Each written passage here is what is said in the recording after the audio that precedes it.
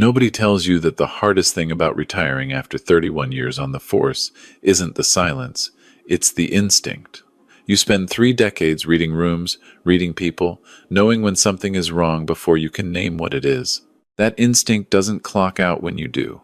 It follows you home, sits across from you at the breakfast table, and taps you on the shoulder in the middle of the night when your gut says something isn't right. That's what brought me home 4 days early from the fishing trip. Not bad weather, not an emergency. Just that quiet, persistent feeling in my chest that something was off. The same feeling I'd learned to trust back when I was working homicide in Knoxville, and it had never once been wrong. I'd worked 31 years as a detective, the last 11 as lead investigator in the homicide division. I'd seen what people were capable of when they thought no one was watching.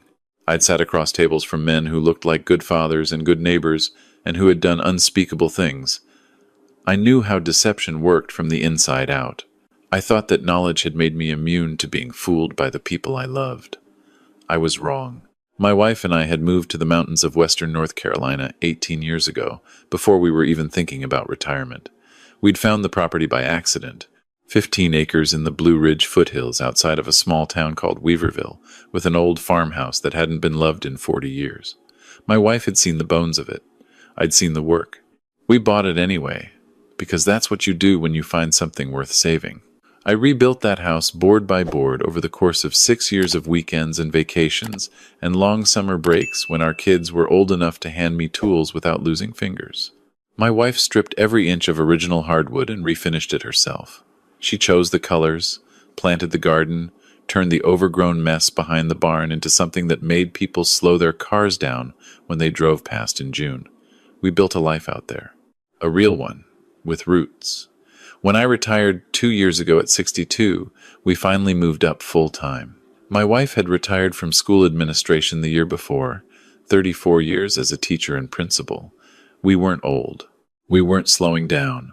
We were exactly where we'd always planned to be, healthy and capable, and looking at 20 good years ahead of us in the mountains we loved. Our son lived in Charlotte, 2.5 hours away, and drove up most holidays. He worked in cybersecurity, quiet and methodical, the kind of man who noticed things and kept his own counsel until he was certain.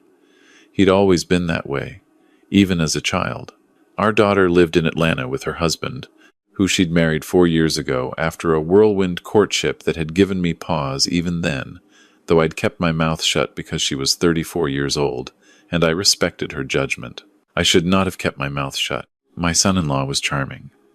That was the first thing you noticed, and it was, I understood later, the most dangerous thing about him. He was the kind of man who remembered your drink order and your college team and asked follow-up questions that made you feel like you were the most interesting person in the room. He'd done well in commercial real estate for a while. Then the pandemic had scrambled the market, and he'd pivoted to cryptocurrency investments, which he talked about with the same bright confidence he applied to everything, and which I had quietly, instinctively distrusted from the first time he explained them to me at our kitchen table. I'm a detective. I know what confidence as a cover story looks like. My daughter worked in estate law, good at her job, respected by her clients. She was warm and organized and devoted to her husband in a way that I think, looking back, had more to do with loyalty than genuine happiness.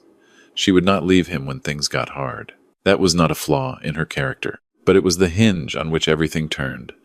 The fishing trip had been planned for months.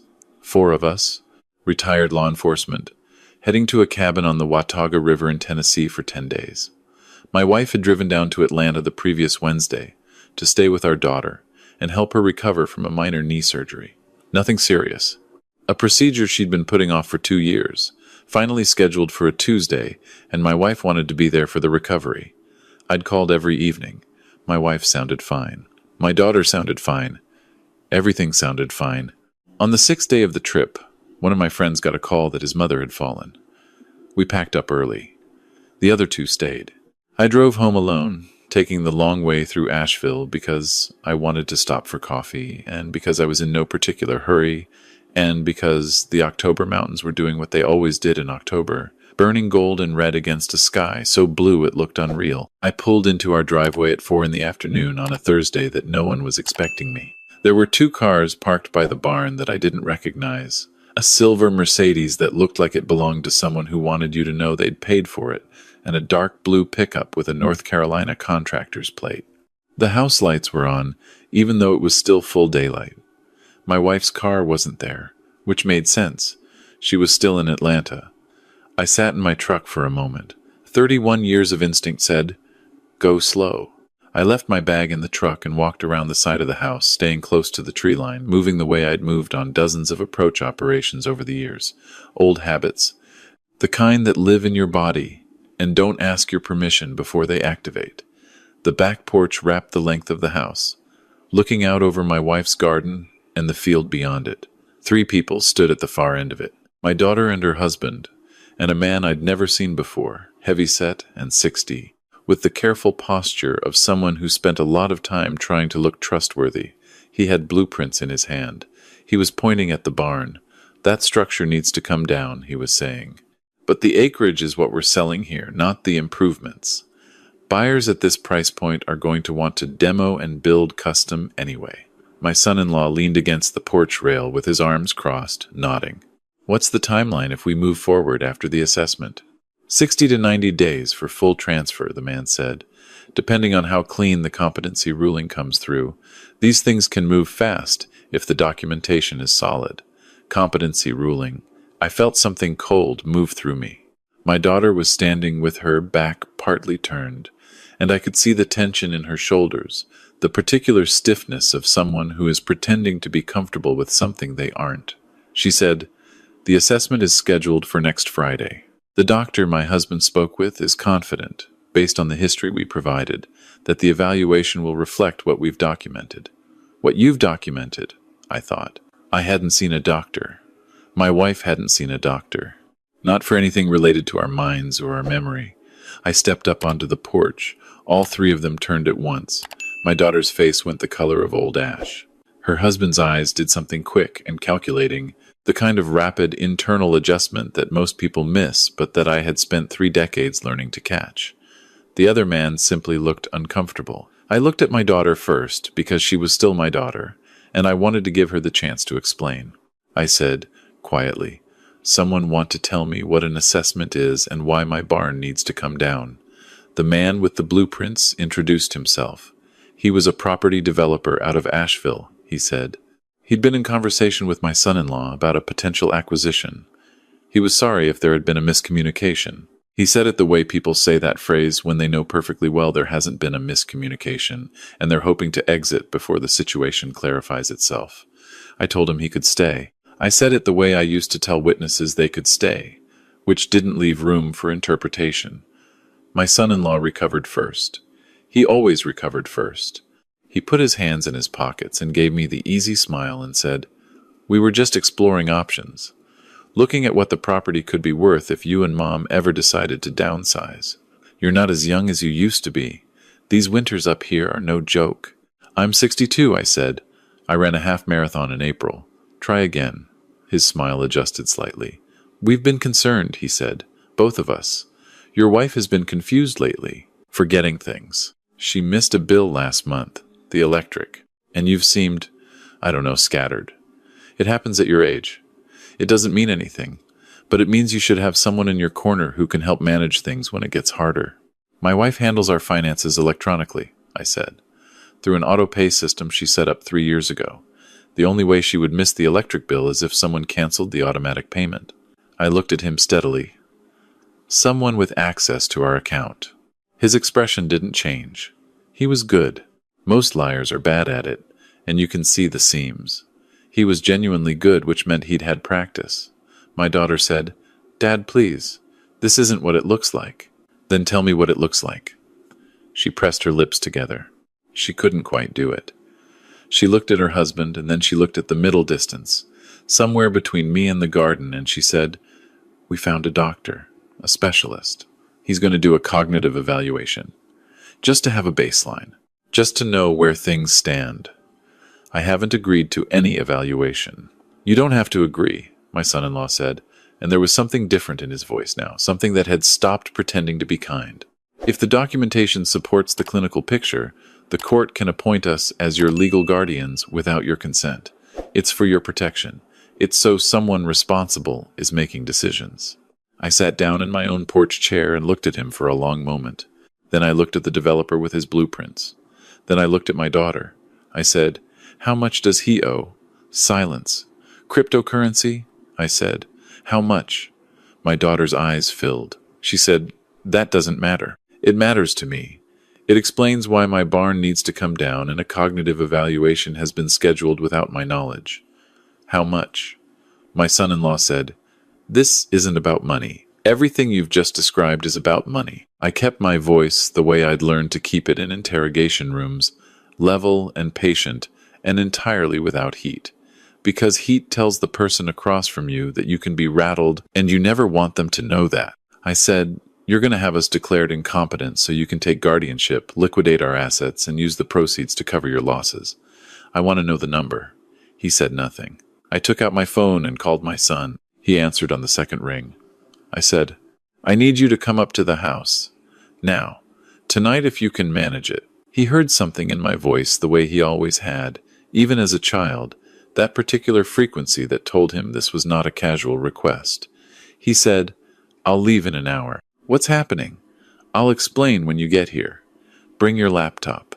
I hung up and looked at my son-in-law. He was watching me with an expression that had gone flat and careful. My daughter said, "Dad, Tyler doesn't need to be involved in this." I said, "His name is your brother, and he's already involved. You involved him when you started planning to take everything we built. Sit down. We're going to wait." The developer with the blueprints said, "I really should be going. You're a material witness to a conspiracy to commit fraud." I said pleasantly, "I'd prefer you to stay until I can get your contact information and a statement. I spent 31 years in law enforcement. I know exactly what charges apply here, and exactly how the documentation will look. If you cooperate voluntarily, your position is significantly different than if I have to track you down later." He sat back down. My son-in-law said, "You're bluffing. You don't have anything. It's our word against yours." I looked at him. I said, "I have never bluffed in my life. I found it was always more effective to simply wait." We waited. My daughter cried quietly, turned away from all of us, looking out over the garden her mother had planted. I watched her and felt the grief of it, not the anger, not yet, just the grief of watching your child become a person you don't recognize. She had been such a fearless little girl, sharp and funny, and absolutely certain of her own compass. Somewhere in the 4 years of that marriage, the compass had been moved. My son-in-law made 2 phone calls. I could hear him talking in a low voice around the corner of the porch. He came back and said the family trust documents were already prepared. All it would take was the cognitive assessment. He said it the way you describe something inevitable, a weather pattern, a tide. I said, "Who is the doctor?" "A specialist in elder cognitive decline. Dr. Brennan Whitfield, practices in Charlotte." I said, "I've never met anyone named Whitfield. You don't have to have met him. He works from documentation, reports from family members, observable behavioral patterns. It's a standard process." I said, "It's fraud." My son-in-law said, "It's family advocacy." We sat in silence after that until the headlights came up the driveway at 10:45 that night. My son walked onto the porch and looked at his sister and her husband and the developer who had long since given me his card and stopped making eye contact with anyone. My son looked at all of them and then he looked at me and he said, "How long has this been going on?" I said, "I don't know the full shape of it yet. I was hoping you might." He sat down, opened his laptop and said, 3 months. My daughter made a sound. He said, "I didn't say anything because I wasn't certain. I needed to be certain before I brought it to you." He looked at his sister. "I'm sorry. I am genuinely sorry it came to this, but I've been watching the accounts." He turned the laptop around. I recognized our joint checking account, the one my wife and I had maintained for 30 years. There were 3 withdrawals over the past 8 weeks, small enough to look like ordinary transactions, large enough to matter when you added them up. $1,600 total, routed through a payment platform to an address that, when my son pulled up the registration, resolved to a shell company with my son-in-law's email address as the contact. "That's our grocery money," I said. My wife and I budget $800 a month for household expenses. Someone has been skimming from it. My son-in-law said, "That's a misinterpretation of legitimate transactions." My son said, "I also spoke with Dr. Brennan Whitfield, the real one. He practices in Charlotte. I called his office this morning and spoke with his nurse. He has no record of your father or mother as patients. He has never been contacted by either of you. He has no knowledge of any cognitive evaluation being arranged in his name. And he is, as of this morning, in contact with his malpractice attorney about unauthorized use of his credentials." My daughter put her face in her hands. "There's more," my son said. He'd been building this, I realized, the way I used to build a case. Quietly, methodically, one layer at a time, not showing his hand until it was complete. He pulled up a document, the power of attorney form that my son-in-law had mentioned, the one that would grant them full control over our health decisions and our finances once the fraudulent cognitive assessment came back. My son had shown it to 2 attorneys, he said. Both had flagged 3 sections that were not standard language, sections that waived our right to independent legal review, that transferred decision-making authority without a sunset clause, and that included a provision I had never seen in any legal document, a clause that preemptively invalidated any challenge to the guardianship that we might attempt to bring on the grounds of, and I am quoting, temporary periods of cognitive clarity that do not reflect the ongoing clinical picture. In other words, if we tried to fight back, the document itself argued that the attempt to fight back was evidence of our decline. It was clever, I'll give him that. It was the kind of thing a man with no conscience and considerable intelligence might design when he was desperate enough and had run out of other options. "How much?" I asked again. My son looked at his brother-in-law. He said, $430,000. Crypto positions that went to zero over 14 months, plus margin loans on top of them.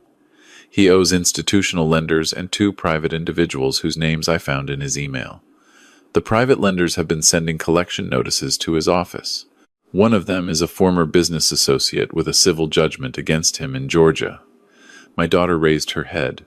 She said, "He told me it was 200,000. My son-in-law said nothing. She said it again, quieter. "You told me it was $200,000. He looked at the floor of my porch and said nothing. I watched my daughter understand something in real time. I have seen that happen to people before, in the worst context imaginable, and it is a terrible thing to witness. The moment when the story someone has been living collapses and the real shape of things becomes visible and there is nowhere to go and nothing to do but stand in the middle of it. She said, "I drugged my mother's tea." The porch went silent. She said it again, to no one in particular, to the night air, to herself. She said, "I put her anxiety medication in her tea on Sunday night so she would sleep and not ask questions about the papers." She was getting upset about the power of attorney and she stopped. She pressed both hands flat on the table. I told myself it was for her own good. I had to stand up. I had to put my hands on the porch rail and look out at the dark field and breathe for a moment. Because I was a man who had dealt with terrible things professionally for 30 years, and I was not prepared for this. Not from her. My wife had been confused on Sunday night. She had called me and said she was tired, that she couldn't quite follow the conversation, that she kept losing her train of thought. I had attributed it to the stress of being away from home and the recovery from her daughter's knee surgery. I had told her to sleep and that I'd be home soon. She'd been medicated without her knowledge or consent, in her own daughter's house. I picked up my phone and dialed my wife. She answered on the 3rd ring, groggy with the hour. I told her I was home, that I needed her to drive up tomorrow morning, first thing, that everything was all right but I needed her here. She could hear in my voice that everything was not all right. She said she would leave at 7. I hung up and turned back to the porch. My son-in-law was on his feet. He said, "This is getting out of hand." He said, "We can work this out as a family." He said, "Nobody needs to call anyone." He said, "The last thing any of us wants is for this to become a legal situation." I said, "It became a legal situation when you filed fraudulent documents in a physician's name. It became a criminal situation when my daughter administered a controlled substance to her mother without her knowledge. I've been polite because she's my daughter, and I'm not without mercy, but we're done negotiating. He moved toward the door, toward the inside of the house, and I stepped in front of him. I am 62 years old, and I spent 4 years before the force playing linebacker at the University of Tennessee, and while that was a long time ago, I still have the frame of it. He stopped. I said, "You're going to sit back down." He sat back down. I said to the developer, "You have my card. I have yours. I'll be in touch." He left. I watched his Mercedes back out of the driveway with more urgency than he'd arrived with. Then I called the Buncombe County Sheriff's Department. The deputy who arrived was thorough and unhurried. The best kind of law enforcement, the kind that isn't trying to prove anything. She took statements from all of us separately, which I appreciated. She looked at everything my son had compiled. She made 2 phone calls. At 2 in the morning, she looked at my son-in-law across my kitchen table and told him he was being detained, pending formal charges of fraud, elder financial exploitation, and conspiracy to commit identity theft in connection with the fraudulent use of a licensed physician's credentials. She looked at my daughter and said, "I'd recommend you not leave town and that you get a lawyer." My daughter said nothing. She sat at the kitchen table where she'd sat as a child doing homework, where her mother had helped her with fractions and spelling words and the particular misery of 8th grade algebra, and she stared at the grain of the wood and said nothing. My son-in-law was transported at 2:30 in the morning. I watched the patrol car go down the driveway and felt nothing like satisfaction. I felt tired. I felt the particular exhaustion of a man who has been a detective for 30 years and thought he had left all of this behind. My son made coffee. We sat at the table, the 3 of us, and my daughter finally spoke. She said, "I knew it was wrong. All of it. I knew it from the beginning. But he kept saying we were out of options, that this was the only way, that it was temporary, that we would put money back, that you and Mom would never know." She paused. I let myself believe him because the alternative was admitting that I had married a man who would do this. I said, "How long have you known about the real debt?" She said, 3 weeks. When I saw the collector's letters, he'd been hiding them. I said, "And you still went forward with it?" She said, "I was scared." She said it like she was trying it out to see if it held up, and I could see her realize as she said it that it didn't. She said, "I was a coward. That's the honest answer. I was a coward and I was ashamed, and I let him convince me that protecting him was the same as protecting the family." I looked at my daughter for a long moment. She was 36 years old. She had her mother's eyes and my jawline, and she had been a fierce and joyful child, and somewhere in the recent years she had gotten very small. I said, "What your mother drank on Sunday night?" She said, 1 milligram of lorazepam dissolved in chamomile tea. It's her prescription. I took it from her bag. She said it quietly and steadily, because she knew what it was, and she wasn't going to flinch from it. Whatever else she had always been honest when directly confronted with a thing. I had given her that much. I said, "You'll tell that to the prosecutor." She said, "I know." She left before dawn, driving back to Atlanta with a number for a criminal defense attorney that my son wrote on a gas receipt and slid across the table without comment. My wife arrived at 10 the next morning. I met her in the driveway and held her for a long time in the pale October light with the mountains behind us doing their October thing, and I told her everything. She stood very still while I told her. She asked 2 questions, both about her daughter. Then she nodded once, the way she used to nod when she'd made a difficult decision in her years as a principal, and she said, "Let's go inside, I'll make breakfast." The weeks that followed had the quality of bad weather that you can't do anything about, except wait for it to pass. The charges against my son-in-law were filed formally: wire fraud, elder financial exploitation, identity theft, conspiracy. The district attorney's office added a charge related to the financial account manipulation when my son's documentation cleared forensic review. The fraudulent cognitive assessment scheme was referred to the state medical board in addition to the criminal proceeding. My daughter cooperated fully with the prosecutor's investigation. She provided testimony about the planning, the timeline, the conversations she had witnessed and participated in. She disclosed everything, including what she had given her mother in the tea, and when and why. The prosecutor declined to bring criminal charges against her in exchange for full cooperation and the completion of a restorative justice program that the DA's office had been piloting for cases involving family members in family. non-violent elder exploitation. Part of that program required a public acknowledgement. It happened in January at a community forum on elder abuse prevention hosted by the Buncombe County Department of Social Services. 30-odd people in a fluorescent-lit meeting room in Asheville, social workers and law enforcement liaisons and community advocates, and a handful of reporters who had followed the case when it became public record. My wife and I sat in the second row. My daughter stood at the front of the room with a single sheet of paper she had written herself, and she didn't look at it once. She said, "My name is Allison, and my husband and I attempted to have my parents declared legally incompetent so that we could seize control of their assets and property and use the proceeds to cover $430,000 in gambling debts that I only partially knew about." She said it flat and factual, the way you say a thing you've already accepted and are done softening. She said, "My parents are not incompetent. My father is a retired homicide detective who rebuilt our family home with his hands over 6 years of weekends. My mother is a retired school principal who taught and administered for 34 years and who is sharper than I am on my best day. I told myself we were helping them. I told myself they were getting older and needed someone to look after their interests. The truth is they didn't need anyone to look after their interests. I needed money, and I chose the worst possible way to get it." She paused. The room was quiet, the way rooms get quiet when everyone in them is listening completely. She said, "I gave my mother a sedative in her tea without her knowledge or consent so that she would sign documents she didn't want to sign. I used my mother's medication against her." She looked directly at my wife when she said it, the first time she had looked at her directly since that night. She said, "There is no framing of that act that makes it acceptable. None.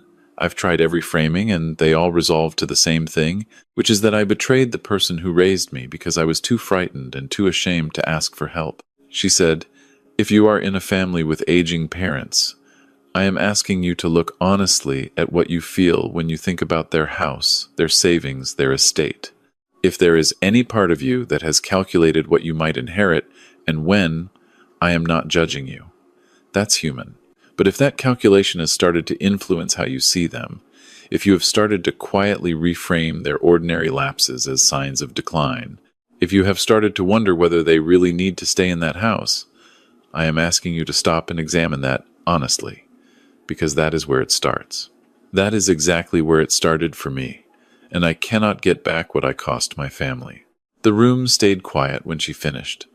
My wife reached over and took my hand. We didn't speak to our daughter afterward. We weren't ready. We drove home through the mountains in the dark, and my wife looked out the window at the passing ridgelines and said, "She sounded like herself." At the end, she sounded like the girl I raised. I said, "I know." She said, "That doesn't fix it." I said, "No, it doesn't." My son-in-law went to trial in March. He had hired a good attorney, and the attorney had done what good attorneys do, which is find every possible angle and exploit every possible ambiguity, and it still wasn't enough. My son's documentation was comprehensive, and the physician whose name had been used in the fraud was an angry and articulate witness, and the jury took 7 hours, which is not a long time for a case with this many documents. The judge sentenced him to 8 years. He cited the deliberate and systematic nature of the scheme, the use of fraudulent medical documentation to exploit perceived vulnerability, and the particular cruelty of targeting people whose trust in him had been unconditional. He said, "The law takes seriously the exploitation of those whom society expects us to protect. You understood that and chose to weaponize it. My wife and I sat in the courtroom for that. We held hands, and we listened. And when it was done, we went to a diner 2 blocks from the courthouse and ordered pancakes at 2 in the afternoon because we could, because we were free, because the house was ours and the land was ours and nobody was taking any of it. Spring came the way it always comes in the Blue Ridge, sudden and extravagant. My wife put in the garden the 2nd week of April, earlier than she usually did, as if she needed to assert something. I repaired the section of fence along the south field that had been bothering me since November and never seemed to find the time for. My son brought his family up for Easter, and his kids ran through the yard in the cold spring sun, and my wife chased them and didn't catch them on purpose. A letter arrived from our daughter in May. My wife and I sat on the porch with it between us for a while, before either of us spoke. "She's in therapy," my wife said, not because she'd read it yet, but because she'd been expecting it. I said, I assume so. My wife picked it up, and then she set it back down. She said, I'm not ready. I said, I know. She said, do you think you'll ever be? I looked out over the garden, the raised beds she'd put in along the south side of the house the first summer we'd come here, 18 years ago, when our daughter had been 18 and our son 16, and we'd spent a whole weekend, all four of us, pulling up old fence posts and turning the soil. Our daughter had complained about the work and then gotten very into it, the way she did with most things, and at the end of the day she'd been filthy and satisfied, and she'd said, next year I want tomatoes, and we'd grown tomatoes every year after that, without ever quite deciding to.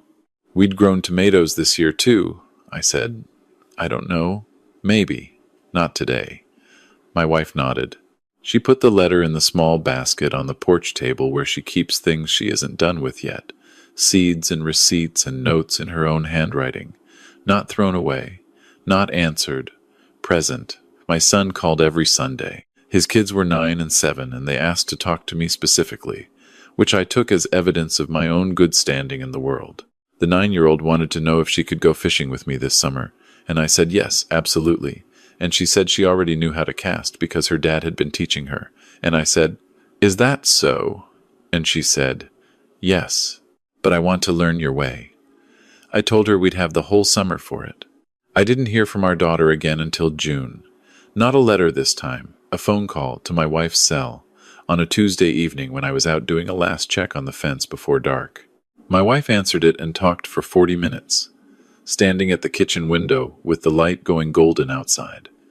I came in, and she was still on the phone.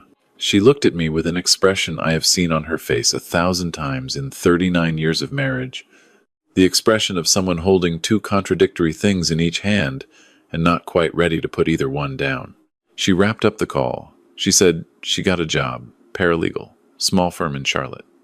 She said she's filing for divorce. The papers were served last week. I said, how does she sound? My wife thought about it. She said, small, but like herself. Like she's rebuilding from the actual foundation instead of just the parts that were showing. I said, that's something. My wife said, it is.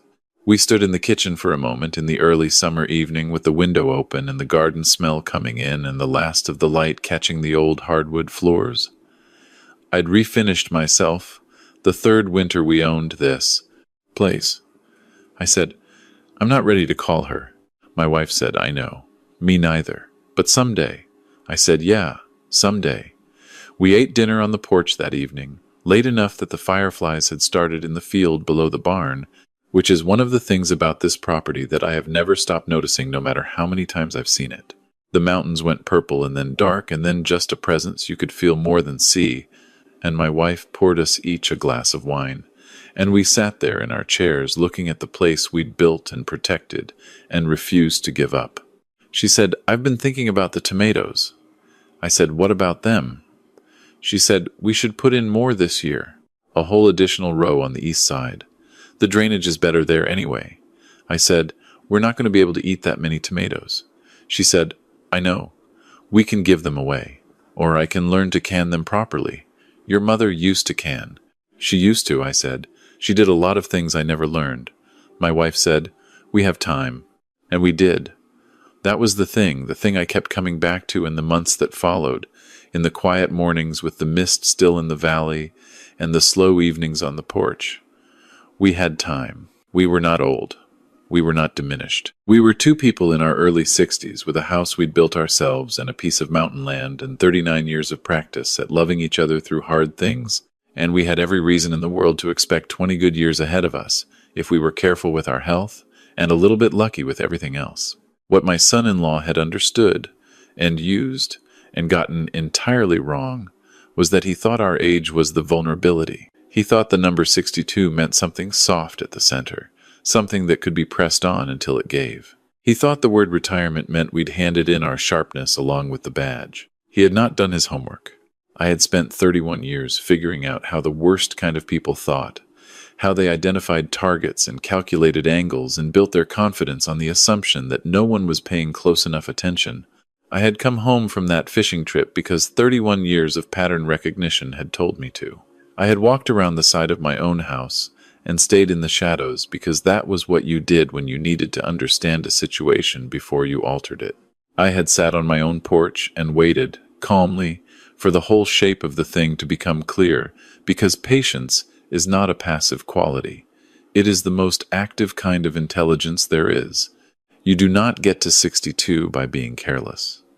You don't build a marriage for 39 years by failing to pay attention to the person beside you. You don't finish 31 years in homicide without developing a very precise understanding of what it means when someone is lying to your face. He had looked at us and seen two people past their prime with property worth selling. He'd been looking at the wrong thing entirely. The house was ours. The land was ours. The fireflies came back every June, and the tomatoes went in every April, and the mountain turned orange every October, and none of that was going anywhere. We had stood in the worst of it, and come out the other side still standing, still together, still entirely ourselves.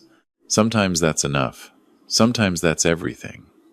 My wife fell asleep in her chair on the porch that June evening, the wine glass tilted in her hand, and I took it gently before it fell and covered her with the blanket we keep folded over the arm of the chair for exactly this kind of evening. I sat beside her in the growing dark and listened to the field and the trees and the particular silence of a mountain night that isn't really silence at all. I thought about forgiveness, about what it requires and what it costs, and whether it's something you decide or something that simply arrives when the conditions are finally right for it. I thought about my daughter's voice on the phone with her mother, small but like herself. I thought about the letter still in the basket on the table. I didn't open it that night. I wasn't ready, but I didn't throw it away either. And somewhere in the difference between those two things, I think, is where the rest of the story lives. Not yet written, not yet closed, just present, the way certain things are, waiting quietly until you are ready to look at them straight. The mountains were dark around us, and the stars were doing what they always do up here, which is remind you that you are small, and that being small is not a bad thing. And I sat with my sleeping wife in our house, in our mountains, on our land, and I was at peace. Not because everything had been fixed. It hadn't. But because what mattered was still ours, and we had fought for it, and we had won, and tomorrow there would be coffee in the morning light, and my wife's garden, and the slow, ordinary work of a life being lived on its own terms. That's what we'd built here. That's what no one was taking.